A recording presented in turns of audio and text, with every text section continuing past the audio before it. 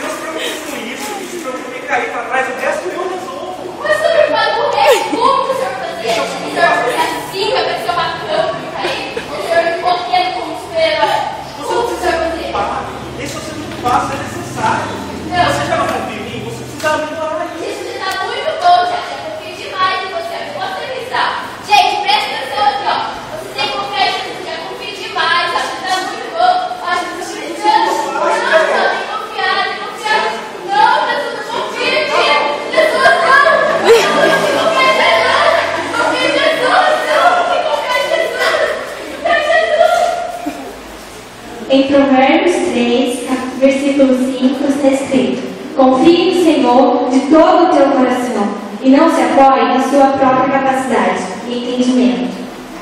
E lá em 1 João, capítulo 5, versículo 15, e de nós realmente, capítulo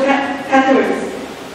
E essa é a confiança quando estamos na presença de Deus, que Ele nos ouvirá todos os dias, que lhe pedimos alguma coisa que esteja de acordo com a sua